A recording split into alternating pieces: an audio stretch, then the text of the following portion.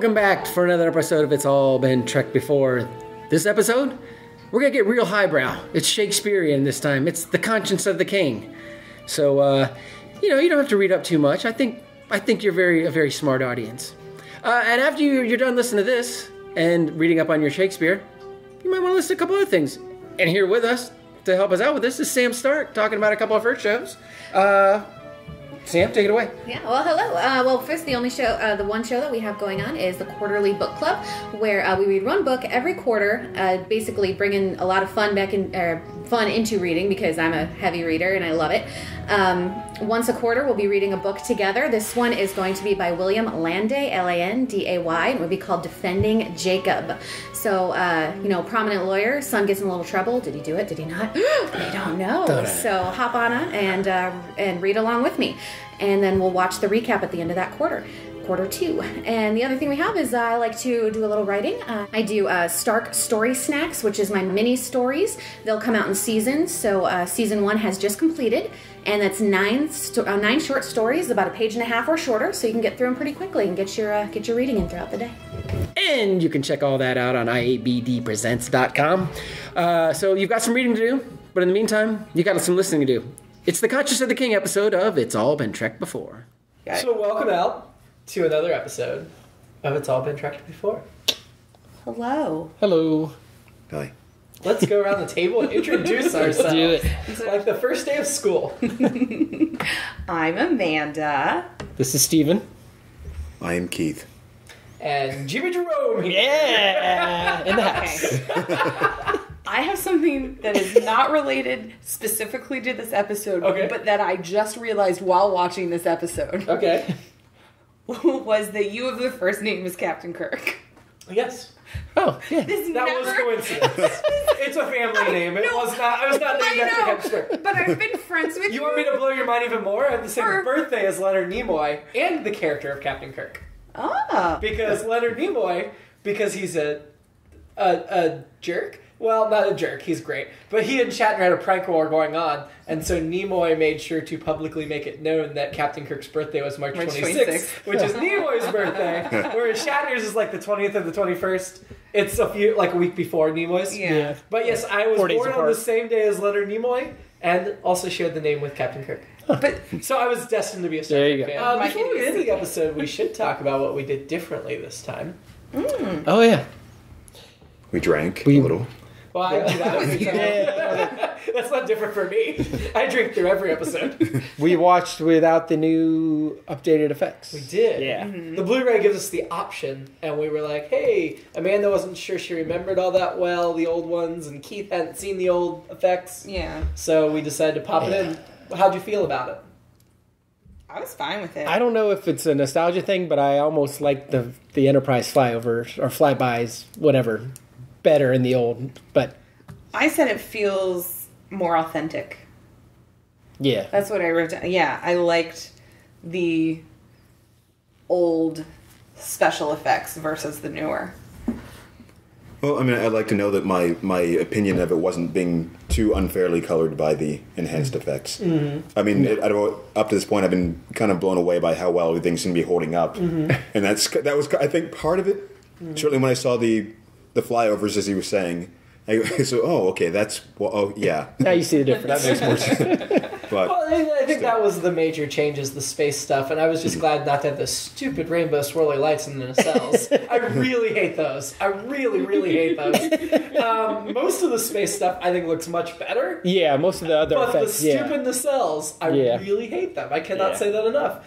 However, I felt like watching this felt like a 60s show, and it's made me think that the other episodes we've watched seem a little bit weird out of time because they're definitely 60s, but the effects are not 60s, and so it feels a little disjointed, whereas this felt like the way it was meant to be. Mm-hmm. Though I will be happy to watch either way, whatever you guys decide for the future episodes. Yeah, I think like the flyovers are, I feel better with these, but I know those specific shots, like special effects shots, like the in the Cormite maneuver, with the giant ship, that looks so much better. I'm much happier to keep that around than watch the old stuff. So yeah, but the Enterprise, despite not having the stupid rainbow swirls, did look very grainy. You could see like the flaws within the film. Yeah. And also the flaws within the model. So, there's definitely an advantage to watching it with the effects.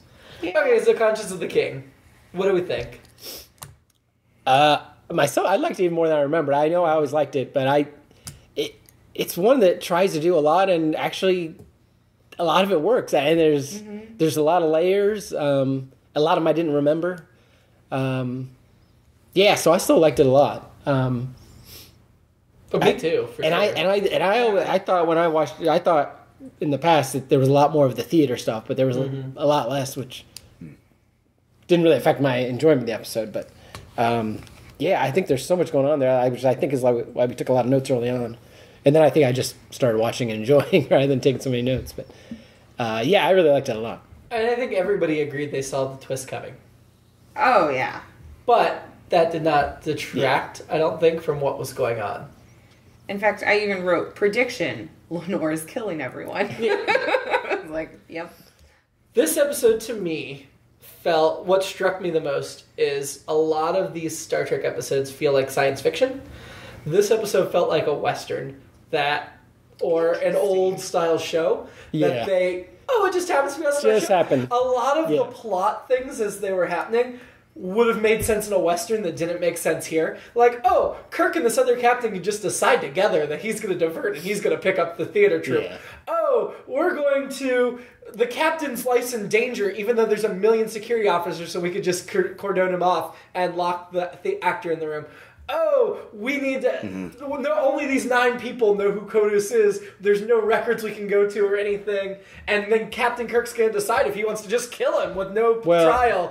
It all felt very much not science fiction futuristic. It doesn't feel like a Western to me. It feels like high drama. Well, there's that. I guess there's that because there's all the tragic aspects because it's a Shakespeare thing. But I think to your point on the Western thing, I didn't really put it together for now, but you've got the guy who's hellbound for vengeance. Yeah. But then you've got the girl that gets in the way. Well, also you've got the sidekick. The isolationism that they weren't near anybody else that could, an authority. They weren't near, and Kirk gets to take everything into his own hands. Right. This theater troupe's traveling from town to town, and nobody's, aware of them or has tried to put the pieces. Yeah, nobody, there's nobody tracking. Nobody's figured out this pattern of murders. It's just very isolated on the frontier. It's a big galaxy, and it's a big, wide open Wild West. Yeah. I mean, definitely high drama. The Shakespeare added a layer of class and sophistication that probably wasn't in most Westerns, which is not a knock on Westerns. I really like Westerns. And that gave it a different element, but I think at its heart, just some of the things and continuity and making sense felt Western-y to me. Okay.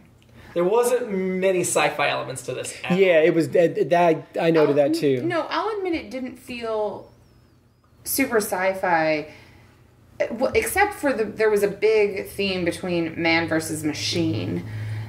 I mean, they kept coming back to that, which was weird that they were referring to Kirk as acting like a machine, even though he was really out for vengeance. Yeah, but I feel like it was trying to equate him because he's the one that works in this giant machine. He's in this spaceship compared to the actors and the POTUS who's supposed to be he had a higher purpose for murdering all of these people. It's that I wanted to see explored even more than it was. I really wanted to get the morality behind Kodos' actions, and I get why he doesn't want to relive it. Absolutely understand why the episode dealt with it the way they did, but I would love to get something more with him. You know what it felt more like to me? Not a Western as much as a gothic mystery. I could see that. It was, I wrote early on that it was genocide he wrote. Because first you got Kirk going off on his own investigating, and then Spock comes in later and starts piecing the things together. But and as far as the genocide, I know when I was younger, I thought he killed 4 million people, and it was more of a... I mean, obviously we know the illusions that are going on there. Oh, yeah. Especially in Spock's speech. The Hamlet and the Macbeth and the Caesar. And then all the, I mean, they're obviously allusion to the Holocaust. The Holocaust. Yeah. Hitler, because especially eugenics. Yes. And eugenics and yeah, that eugenics word got brought up randomly, and I had forgotten that, and I was like, oh, what was there? How much of that was eugenics? But I guess it was selective. Yeah, and they don't get into detail about that, but I think at that time, you're 20 years removed from the end of World War II, so that was an easy code word then. And it's also saying this happened 20 years ago. Yeah. And it's the idea that he's undercover as an actor, just like a lot of the Nazis went to South America and were undercover, and they had children who grew up with them as this... Movie. Oh yeah, and maybe maybe that's why I thought I could have sworn when I watched it before it was 4 million people he killed, and maybe that's went ahead and did the calculations in my head and made that analogy. But it's all these things, which is really cool. I mean, to me, this was a really good episode. Yeah. Yes, there were times where I'm still laughing because, we'll get to our... Oh, we still had some laughs. There were some continuity issues, but it was a great story at its heart. Yeah, and I just feel like there was so much depth. Like, all of the stuff that you can see a Western in it. I can see a Gothic mystery. You brought up Murder Kurt wrote, which is true. It's also, like this kind of murder mystery. It's like an old lady who's a crazy serial killer in a small town. That's totally what Murder, She Wrote is. It's all in her head. Not that many people die in that one small town. Have you ever heard Chris Hardwick's full? Yeah. Oh my god, it's so funny. That's who I'm stealing from, yes. Chris Hardwick, all credit goes to him for that period. But he made the point. If you're in a small town, 200 people are going to get murdered in the span of 8 years. Yeah. So she must be crazy killing them herself. But then going back, you also have, on top of all of those things that we've just seen, a post-war story on top of that, then there's also all of the Shakespearean allusions. Not just the plays themselves, but also there was a lot of Lear in there, and they weren't performing Lear at any point. And, it was just... Well, and the Lenore at the end was totally having an Ophelia breakdown. Oh, and she was doing the Lady Macbeth cross stuff. between Lady Macbeth and Ophelia. Yeah. Not to mention her name is Lenore, from Edgar Allan Poe's The Raven. Right. Which is, he's my favorite poet, so I was not the last time that actress played a character named Lenore, actually. Really? I was looking at her IMDb page and I was like, that's interesting. Huh. Yeah. I'm going to say right now, this is my favorite episode so far. Really? Because it was so deep. I did like it a lot more than I remember. Now, I know 15 episodes from now, it'll fade memory. But But this is just really, I don't know, there's so much depth going on below the surface in this episode. I'm getting into my college analysis level. Amanda has just proven why she's on the podcast tonight. That's right. If anybody had any doubts before. When you were like, oh man, she's only here to talk about sexism. No. Because I'm this close to an English We're degree. still getting into silly stuff. Kodos, isn't that the name of one of the two aliens on Simpsons? The ones that always invade? I wrote that down. Oh, Kodos the Executioner. And isn't it Kodos and Kang? Yeah. Which Kang isn't he? Kang was the Klingon captain. He's the Klingon, yeah. So. Oh, I didn't nice. know that. So Well, there it is. That's what it is. Simpsons was tributing Star Trek. Yep. There you go. There were some technology things I thought were funny, they could conceive of voice recognition after you print it out and compare them side by side, which, if you change your voice, it's still going to come up that way. But they couldn't conceive of facial recognition and, any type of computerized comparison of them. And when they're asking for the records, the computer reads off, 2 facts about them, and that's their file. Wait. I wrote a whole thing about the computer and how the computer at this point, when you ask it for something, it's and then it's this is what is happening. The whole time it sounds like somebody's on a typewriter underneath it. And then... it's working. It's like those old computers that, make noise. It's the real spin. Yeah, but at the same time, it's also the idea that computers in the future are going to just audibly tell you things as opposed to visually seeing them. Yeah. But it's not a fast-working computer. It's not a sophisticated computer. No, it's really basic. It's just interesting to see because so much of technology has followed the way that Star Trek kind of showed stuff, but not that. Well, I was trying to initially, but they got past it real quick. Right. I was trying to figure out where it pulled from because it was able to pull the 9 people or whatever.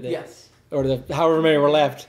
really quickly, and it's like, that doesn't seem like something it would have on board for But then it had to take a long time to consider what the connections were. Oh, they couldn't just find a keyword and say, hey, this keyword's in their file. I mean, is it kind of a galactic Wi-Fi that it's reaching out to somewhere and pull that in? There's actually long Ethernet cords that stretch That's what I was saying. Is it its own internet? You didn't notice in the space? There's like a black cord that travels behind it at all times. Well, and the fact that Spock even at one point is like, my library computer, as opposed to like the computer that Kirk was using before, or the general computer of the whole ship. Well, and one more thing, when Spock is on the bridge, and this relates to when they're in the observation deck, and Kirk's like, oh, well, we turned the lights down, wanted to make it look like night. And then Spock's on the bridge, and he's like, it looks like he's burning the midnight oil. But I don't know if I can think of other examples later in the series where they do that. Changing track a little bit. Go for it. Sure. On the planet where they start out.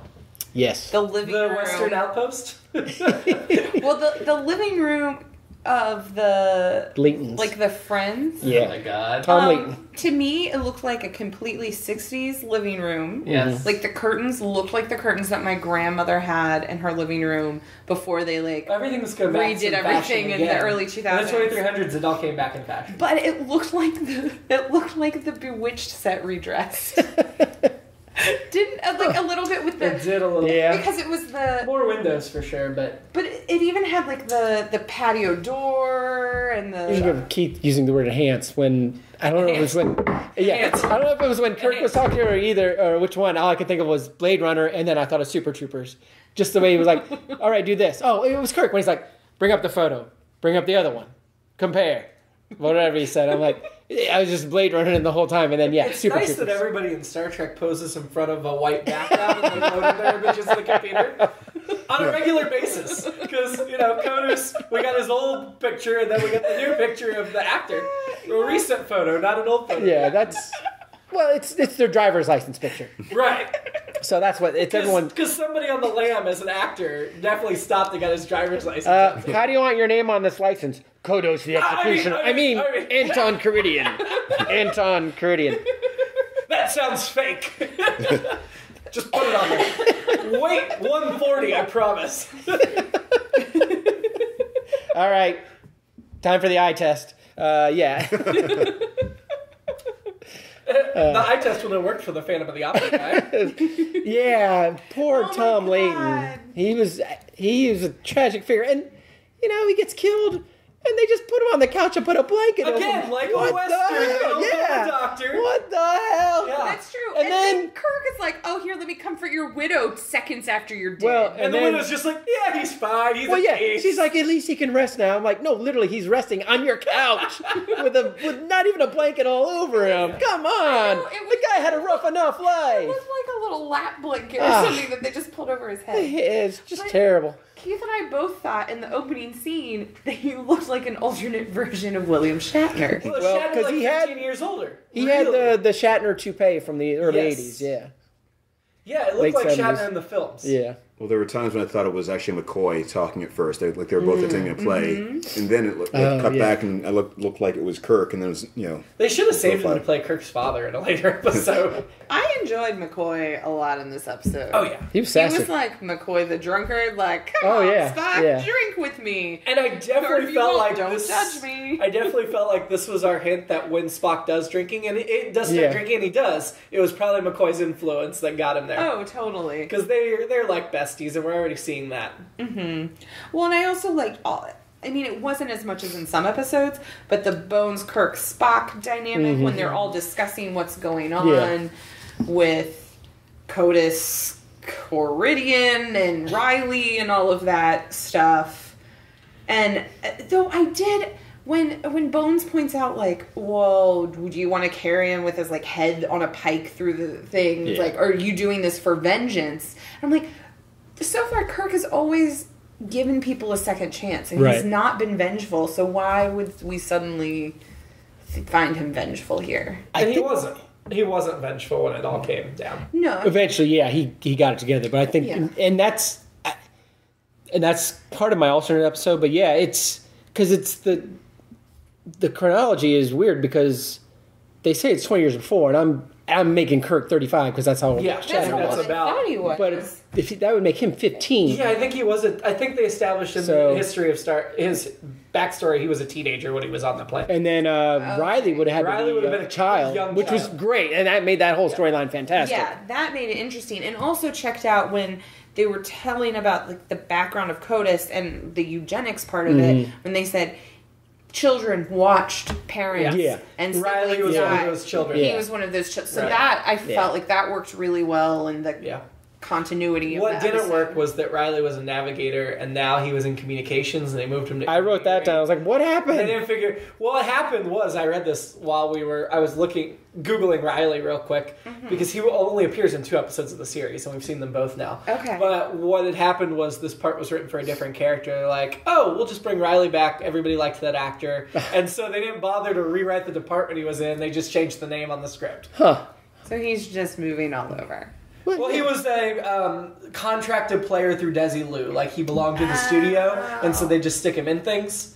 And they say he's still one of the most popular crew members on the ship. I love Riley, man. I love him. I wish they brought him back. I know. He was great. The theory that you came up with actually makes a lot of sense in that context, about it being maybe written for a different show or something. Oh, like the entire it didn't make any sense within that world. I mean, even with their conception of how technology should work, maybe, I mean, Kirk was behaving very, very strangely throughout the entire thing, kind of out of character. I mean, he's supposed to be reckless, but at the same time, the plan was so sloppy. The idea of just, first of all, the unnecessary subterfuge of not telling anybody anything. It's very much like the kind of, I'm a lone sheriff. I have to do this my way. And shut up, guys. I can't tell you about this. It's too dangerous for you. Yeah. You'll be fine if I don't tell you what's going on. Don't ask questions. Just follow my orders. And then luring this, putting this kid there as bait in a way that there was no way to catch anybody doing. No protection around them. That made absolutely no sense. And that kind of world setting, no security cameras, nobody just waiting in the corner to watch. I mean, that should have been like the trap, and that was it. Right. Speaking of protection, Riley, real quick. Why else did they move him back to engineering if not to trap him? I thought it was weird that along those same lines, Spock's like, oh, Riley has to pull through, otherwise that'll just leave the captain as the only one left. And I'm like, what does that mean? Does that mean Riley needs to die? He needs to be alive so he can be a human shield? So Kirk's... Yeah, but again, I don't think they were going in order. 100 security officers on the ship. You can't protect your captain. Right. But apparently she had a list, and it was like Riley and then Kirk on the to-do list. Yeah. She had to do Riley first. She couldn't do Kirk she wanted and then to Riley. Have sexy time with Kirk first. Well... No, it's actually Final Destination. They have to go... Real fast, going to Keith's point about the writing, I just looked up the writer. Yeah. And as far as other television stuff that he wrote a lot of crime shows and westerns. Yeah. So both. And then going back into the 30s and 40s, it looks like he wrote a lot of war movies. Huh. Yep. So he used all those elements. So he used all of those elements. He is involved tangentially in a future episode. He came up with the story idea when Roddenberry first pitched his ideas. He pitched a story idea that eventually becomes Let That Be Your Last Battlefield, which... Oh, that's a great episode. Yeah, which... you'll know it when you see the race it. relations. That's the guys who are half black, half white, but on different sides. Different sides. Yeah. Can you not see? He is clearly black on the left side, where I is black on the right side. That makes us a different races. It was their way of doing racism when they couldn't actually do racism because the network censors wouldn't allow it. So that's down the road. That's season 3. Right. So also to your point about the computer technology, you seem to be overlooking Siri, for example, and Alexas and so forth. That's true. That's that's what people will perceive as being advanced. Something that will prevent them from having to think about anything, to look or read. Yeah. Just do this work for me. I don't want to have to figure out how to. No, that's a really fair point. I didn't think about that. The problem you're seeing there, of course, is that when you do have that type of interface, it does make things seem a little too simplistic sometimes. It's hiding a lot of complexity of what the computer actually has to do, and also the results might not be as detailed as you would think would be appropriate for something that serious. But if the computer was super sophisticated, this computer would figure out, based on Kirk's past search history and what he's looking at, what the pertinent information is and display it first, and he'd have to ask deeper questions to get more. So I guess in that way, you could say the small hypnosis it was giving was a sign of its sophistication. I don't buy that. No, either. I'm bending over backwards to make it work. Oh, okay. There's definitely elements of predictive learning they wouldn't have understood back then. Sure. By the time this wouldn't have flown in, say, like next generation. No. Like this story would not have worked because of they could have just, here's your body mass index, whatever it was they would do for like, what was it? I can't remember what the term they used for. Not DNA, although that also would have been a more effective thing to do than what they were trying to do. This felt like an early episode of the series because we had Riley, again, familiar getting development. Uhura had development. She got to sing and stuff. Again, which is always good. I loved her singing. I know. And so I'm feeling like, oh, yeah, this is when the side characters had personalities briefly before they took them away. Well, and Rand... Literally, her only thing this is it. This is her. That's her bye-bye. Was that her bye-bye? Giving the jealousy look to Lenore. Awesome. Yes. Yeah. I'm double checking to see if this is her last. But that sounds. This may have been the last one filmed, but I thought when I was reading this was it. No, she is in Balance of Terror. Oh, okay.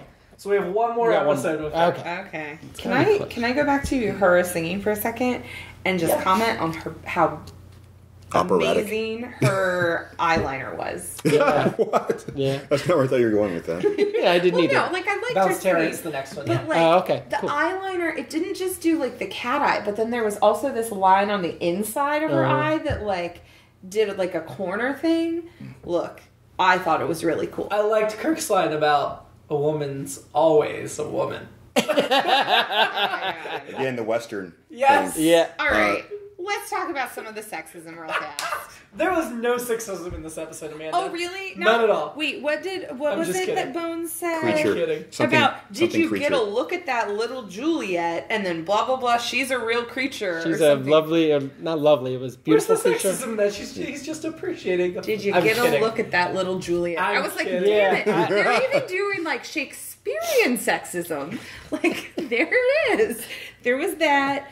There was, look, I'll give them a little bit of props that Lenore was the one like coming on to Kirk in the bad lighting area that where she's like she says surging and throbbing yet under control. I was like, this is that you, Captain Kirk? Yeah, this chip's like that. Are you the same way, Kirk? Oh, wow, I All didn't of the really catch power that. that you Yeah. have. Jeez. Oh, it's so suggestive. Yeah. So I have to give them some props because they got away with surging and throbbing yet under control in 1966 on television. That's because it was a 19-year-old, supposedly a 19-year-old girl. She was actually 21. I I was like, she looks way Really? older than 19. I looked thought it she up. looks a lot older. I do too. I looked it up. She was 21 when she made makeup this. and hair. Yeah. But Apologies just to an Barbara older-looking Anderson. woman. But Yeah. at the same time, like, the fact that they were able to get that through censors because she was talking about the ship Ostensibly, yeah. is, I gotta hand them props for that, Yeah. even if it still made me super uncomfortable. There was also the fact They that would put extra sex stuff in these episodes so they could sneak other stuff past, as I think we've talked about in the past. Well, and yeah. on the 19-year-old thing, I thought it was weird that they, one, made her that young. Two, if she's 19 and the events happened 20 years ago, this truly is a whole new life. Yeah. And what happened to Mom? Yes, what happened to Mom? Yeah. Natural causes. Really? Because he's into eugenics. I'm thinking he was just like, and you are down. I doubt it, because he would have been so heartbroken and messed up at that point. I mean, he very clearly regretted what he had to do. He justified it to himself, but he also had a hard time living with it. I was joking. My question, and this will sort of tie into some other things about the technology, but the daughter being 19, obviously, why would she have known who he was in his past life? Who would have told her? She found the journal or something. And how would she been able to know who all the witnesses would be that were alive to even find them and do this? Well, you find like a hint in the garage in a box about what your father was. And then you start researching. But they're in a traveling. Yeah, I bought that though. I feel like somebody that's traveling with their father and with him at all times, he said something or did something or something went weird, and it seemed like she only recently started killing the people. So I feel like it was just she discovered it and then decided to protect it. Yeah, because in my mind, I didn't remember her being 19 either before. So yeah, which is pretty impressive. A 19-year-old carried out all those murders. Yeah, not only that. She probably started younger than that. Yeah, a little bit, but not too It's young. not just well, it that runs she in the carried them family. out. So. she had to, the level of engineering, she would have had to have engineered their itinerary to find where these people were in the the effing galaxy, to know where they were and arrange it so that they could be performing there. Yeah. And that doesn't, sorry. I buy it. I thought she was a smart, capable woman that could have orchestrated that. That part I bought. And that gets me back to where we started with Amanda talking about her being the one coming on, and because I think with the two of them, it was like who's zooming who. Like it's like, well, I think he was only into her because at the beginning, like I'm gonna get the goods on him from her. Especially when he does the whole, well, let me talk to Lady Macbeth, and then we all got freaked out that she was playing the wife her father in the play. So I mean, at least he wasn't playing Hamlet though. We obviously realized she was playing him at some point, and they were both playing each other. So I don't know about that last line in the episode when McCoy asked him, "You really cared for her." That part I didn't buy. Yeah, I didn't think he cared for her. I didn't either. I thought, and so I chose to believe his silence was, "I'm not going to tell you because he goes, oh, there's the answer. I played that the way I wanted to. I got the information I needed, and she's in an asylum." Yeah. Well, like half my ex-girlfriends. Like till she runs and drowns herself in the river. Is that what Ophelia did? Yeah, exactly. Yeah, pretty much. But going along with that, so it's interesting because she's like, "Oh, you were just using me," and it's like, "Oh, sweetie, you're using him too." I was about to say that maybe it's because she's such a sociopath that she was actually trying to manipulate him with that to make her make him feel pity for her. I mean, yeah, there's a lot going on in her crazy mind, head. And that's why she is the sexiest. No, I'm just kidding. She is top dollar list. I'm just kidding. There's a certain amount of crazy that might be sexy, but she is not jumping to the top of my list. Well, to be fair, I did write down while we're on this, while we're insulting people, actresses! Exclamation point. Then I followed that up with theater people! Exclamation point. So. Pretty much the fact that it's a theater company, they're all nuts. Yes. So we can just go from there. Well, just to start. Personal experience, would you say? Yeah, yes. The guy who plays Hamlet towards the end, when he's like walking off stage, he's like giving this really weird look, like. So, real quick, why is Kirk whispering and trying to interrupt the show while he confronts Riley? Like, oh, we don't want to mess up this play. He respects the stage. Why are they even allowed to do the freaking play? I was like, why are all of these actors not under house arrest right now? Again, where are the two leads? And what did Hamlet know? What did he know? Why did he know it? Yeah. Yeah. He never picked up anything about it? Well, okay, there were also 2 times. They kind of allude to it when the Hamlet play is going on and Coridian is playing Hamlet, the ghost of Hamlet's father, and he can hear the whisper of Riley talking about. Yeah. So I mean which was cool. That was cool. Although the backstage area was bigger than the audience area, but whatever.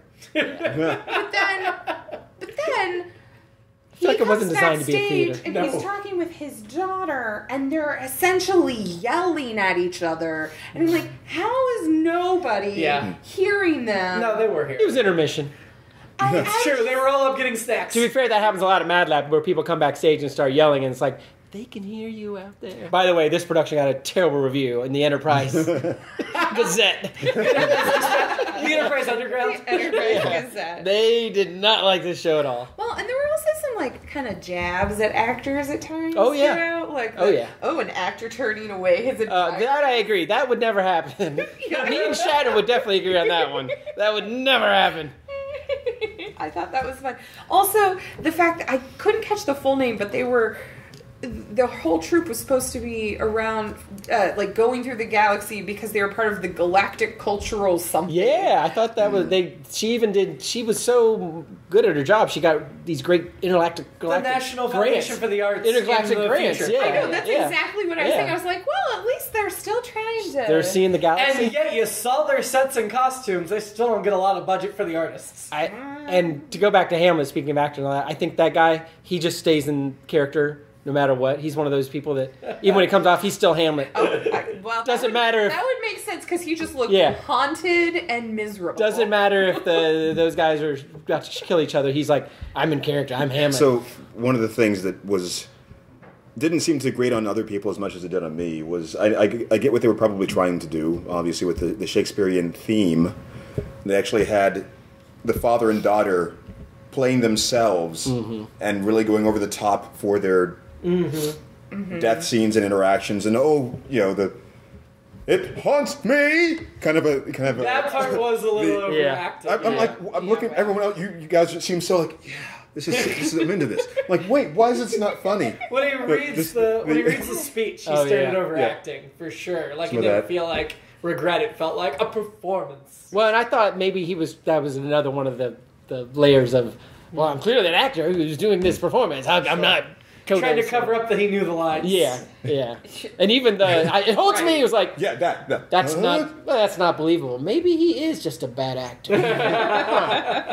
That's the thought I had. And the whole thing with Lenore, like taking it seemed like a death scene or something, like the 2-minute, the Ophelia scene you're talking about. It was really hard for me to follow what she was saying, simply because it seems like she was just quoting Shakespeare, or she would paraphrasing. The play or something. is the thing. Yeah, that's definitely that was Shakespeare. Plays the thing. Yeah, there was a lot going on. I mean, she was clearly Lady Macbeth. She was Ophelia. I think there was a bit of a Cordelia in there because she's from Buffy. I'm just kidding. No, from King Lear. Yes, that other Cordelia. Because she's the daughter that's trying to help her father, and there's even like some allusion to where like he's not completely there. Like she says at one point, like, you need to go rest. And something about... And then she puts him behind the screen where there's no chair or bed. Instead of shoving him into the other room where there's a bed. Is this a magic screen that just... It is. You just stand next to it and it rests you. You lean your head on it. You kind of see the silhouette doing that. Just... But resigned. There was also something about like my mind and things are cloudy. Like, so I felt like that was where you were getting like the Lear Cordelia side to it. And then clearly... the Ophelia Lady Macbeth at the very end. Well, I like that he lets on that, at first he's like, oh, it's not me, it's blah, blah, blah. And then eventually he starts letting on little by little, I'm tired. And by the end he's like, it was me. You just made this worse. Now I cannot, I'm done. I can't do this anymore. And I thought that was, for all the overacting parts, I thought he hit those parts. Really well. I think it was good for him that he died, because having to live with he got a tiny bit of redemption jumping in front of the phaser for Kirk, and second of all, having to live with his daughter having done that would have just destroyed him. Whatever was left of him. One random thought, I'm glad the Enterprise, after the first phaser got stolen and somehow snuck into Kirk's always unlocked quarters, they then tightened security so that when Riley stole it, they notified the captain right away it had been stolen. Whereas before, they didn't notice it had been stolen. That must have been the tightening security measures. Yes, that must have been it. Oh, we'll keep track of where the phasers are this time. Okay. Also, that reminds me of the one Star Trek movie where they're looking for the missing phasers. I think it's Undiscovered Country, where they're checking everybody's lockers because they can't find the missing phaser. Oh my god. That is a wonderful movie with a lot of Shakespeare in it. Maybe that was a tribute. It's the missing. If only they had RFIDs back then, in the future, or whatever. Back then in the future. Best quote. But why did Bones not hear Riley pacing back and forth while he was...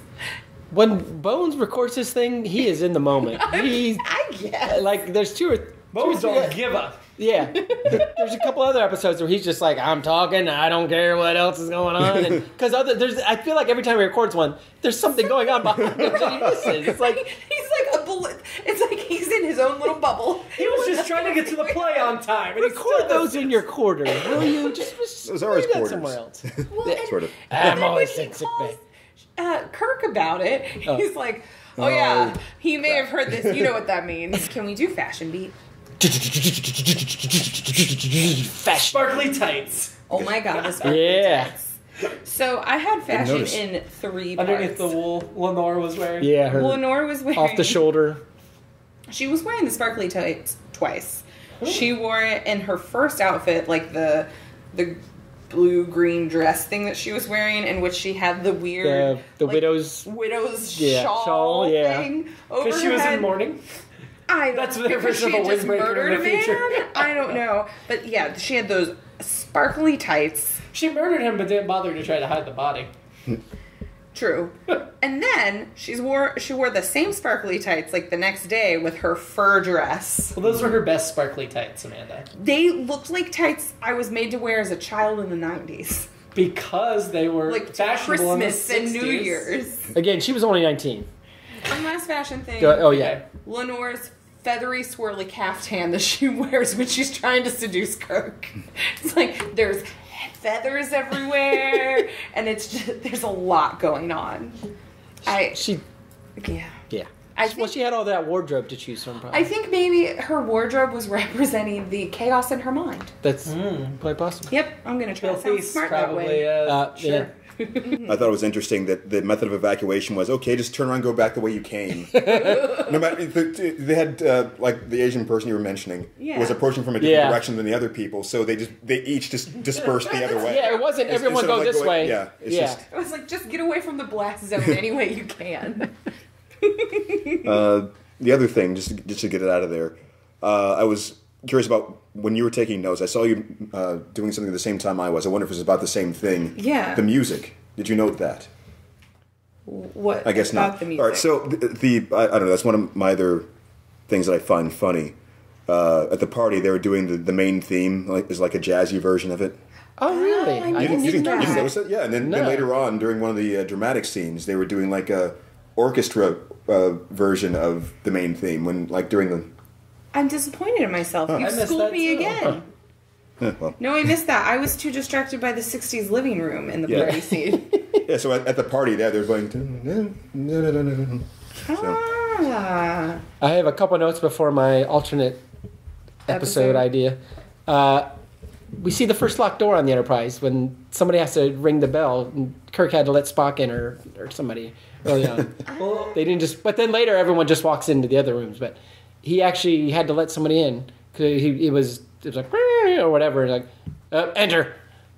So when Spock comes in before the phaser overloads?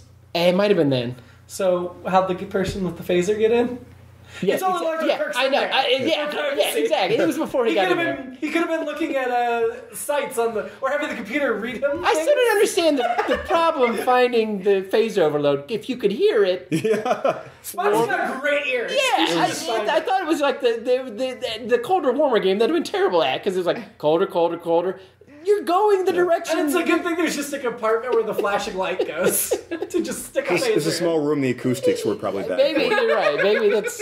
Yes. The other thing, are you sure that was locked, or was it just courtesy? Maybe you're right. Actually, you're right. Spock was probably rather than because Spock is polite. Unlike the sexual predators from the other episodes, that just went into Yeoman Rand's quarters. Yeah. Usually, even Picard just says, "So come," every time somebody. Yeah. And the actress that played Lenore Barbara Anderson won an Emmy for Ironside. Not Ironsides, Ironside. She was on there soon after this. I think she might have been Ironside's daughter on there, actually. Oh. But my alternate episode ideas were two. One was Leighton and Kirk on Tarsus. But then I realized Kirk was 15, so was Leighton 15 too then? Or was he a little older? He was older. He had his face. He had to be older. Yeah. Right. So I decided my better idea was Leighton Nazi hunter. So I feel like there were other people involved, like Kodos, and so Leighton he devoted his entire career to tracking them down, and the only one he didn't quite get was Kodos, and Nora got to him before that. The Nazi hunter. Yeah, so he captured all whatever they called him. Speaking of Leighton, he looked more like the Phantom of the Paradise than Phantom of the Opera. Yeah, no, he wasn't really Phantom of the Opera. I just thought with all the theater stuff in this, it was funny. Oh, that does make sense. Are you familiar with the reference in making the Phantom of the Paradise? Isn't it? Look up a picture. Is it the kiss? It's sort of like the Phantom of the Opera musical movie where they do like an updated 70s version of it. So there's like a disco. He's got like a full bird face. Oh yeah. When they have like without the mask, it's like a record melted to the side of his face. So alternate episodes, that would have been that was I want to follow the yeoman who changes dress colors because I feel like she's up to something. Maybe she's doing like a Michael J. Fox Secret of My Success thing where she's has two jobs on the Enterprise. and she's constantly switching dresses and going. Well, we know the Enterprise doesn't track that and figure it out. Of course, so she's just got two identities. You're not keeping up with the facts. So that's the total 80s comedy movie. It is. Her That's, working two jobs. And she's also dating somebody in each of those departments. Right. Yeah. Right. Oh, yeah, of course. To add to it, yeah. Mm-hmm. But she was dating Riley, and he got busted back down to a department. When he was navigator, she was dating him. Right. And he got busted back to engineering, and that screwed up her engineering relationship. Yep. So maybe she's the one that poisoned him. Yeah, it was totally unrelated to the Kodos She's the one that took the spray bottle. With the spray bottle of insecticide or Windex or whatever it was. It looked like Windex to me. Yeah. It was a milky substance. It might have been an accident. Again, I thought maybe that was an updated effect, but I know we weren't watching updated effect. Because in my mind, I thought she dropped some pills in there or something. I was expecting that. And then it was just spray bottle. And then that was the most drawn out, is he going to drink it? No, he's not going to drink it. Is he going to drink it? No, he's just going to rest his lip on the cup. I love that. I enjoyed that. I enjoyed that too. Oh my god.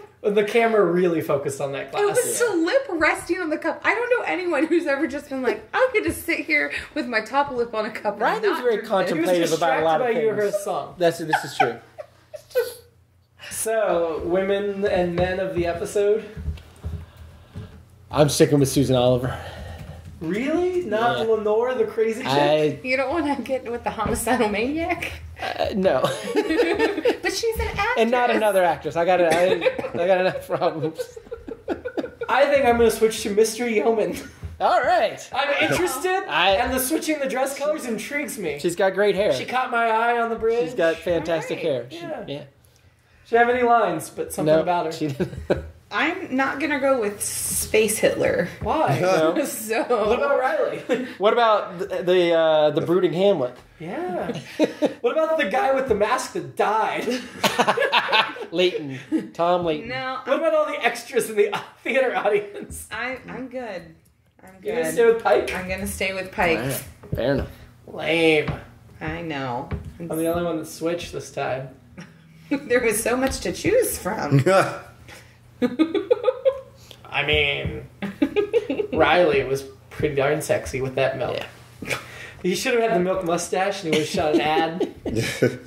Mm-hmm. Keith want to weigh in on the attractiveness? Yeah, nope. Nothing really. Nothing struck your fancy. Yeah. So, we're ranking the episode, and Amanda already said she thinks it should go before the cage, before Where No Man's Gone, before all the way at the top. I just felt like there was a lot of depth going on. There was. But I also think it wasn't like the Star Trek episode I would think of, mainly because it wasn't sci-fi, which the show's mainly sci-fi, and because we did poke a few plot holes in it. I think but I would definitely rank it high up there. I'm not saying put it down. I'm thinking my bias for Shakespeare is definitely I enjoy Shakespeare as well. And that there's a Poe reference, come on. Sure. I don't know if I put it that. I mean, I think we don't have to put it there. I think it for me it's probably 4 or 5 so far, maybe. Okay, so Cage, Where No Man's Gonna Form Nausea, then Naked Time, then Carbomite Maneuver. I might put it 4, but I'm open. I would have it above the Naked Time. I think I like the Menagerie a little bit better. Yeah. I'm fine if we put it there. Put it at 4? Mm-hmm. Keith? I mean, you guys have already pretty much decided that. I have not fully typed it in yet. You could come in with one of those things like you did earlier when you burned Amanda. School me again. Yeah, that's it. I mean, I now have finished typing it, but it's a computer, so I can move it. No, it's what a world. It's set in stone. No, it didn't really do that much for me, honestly. Just I don't know. Fair. It's where would you rank it towards the bottom? Probably I think if we really had a chance to pull on some of those threads about like the reason why all these things are problematic, I think it would just. Yeah, I can see that. I can see that it's one of those. It's as you said, you have something for Shakespeare. It feels like that's kind of what somebody was kind of I want to do something with this and just kind of find a way to force it in there where it doesn't really make sense in space. And honestly, I would have rather they fixed some of the issues and done a really deep, complex two-parter. I could see that. Could have been like some of those things they just grazed. They could have dug into deeper. I think that's a fair Show some point. flashbacks to Kirk's time. Yeah. I think they focused on the wrong elements. It was they were trying to stylize it, and then it just kind of lost the depth of where it could have been. I almost feel like we should have an alternate Keith list and see. Well, no, because like in the last Barbara we could episode, all come up with our own episodes. well, yeah, true. but in the last Barbara episode, I feel like Keith and Barbara were much more in sync with their rankings than like where the three of us are usually a little more aligned.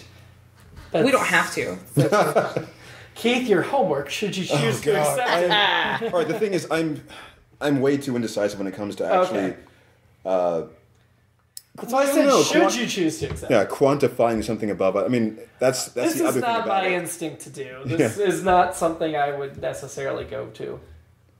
I'm gonna make you do it. I know you are. Well, enjoy this now while we're debating which is better than the other, because by season 3, we're just going to be debating whether an episode is worse than the other. We're going to start at the bottom. Although, I remember Let That Be Your Last Battlefield being pretty good. There are aspects of it that are really good. There are other aspects that are cheesy, really bad. but yeah, and I think, there. I think the race message really hit me as a teenager. Yeah. There are some very cool Which I aspects heard to they were it, and some of it's about. really heavy-handed, but we'll see if it still is We'll get there. when we watch it. Although in a year. Spock's brain's pretty excellent. I think that might top our list. Kidding. Yeah, In that's opposite world. historically been one of the Oh my god, Jim. I love bottom that you five. just made like an elementary school joke. Well, that's the type of joke Spock's brain deserves. I think it was written by elementary school And students. so Balance of Terror is next. Balance of Terror, where we meet That's a the good one. Romulans. Yeah. Ooh. Oh, nice. That's exciting. Come back next week. And remember, a woman is always a woman. Oh my god. You're done, Jenny. You're She's cut off. always a woman to me. Kirk loves Billy Joel. Oh, yeah. That's what I'm saying. All right, goodbye. Later. Peace. Who are you? Also cut.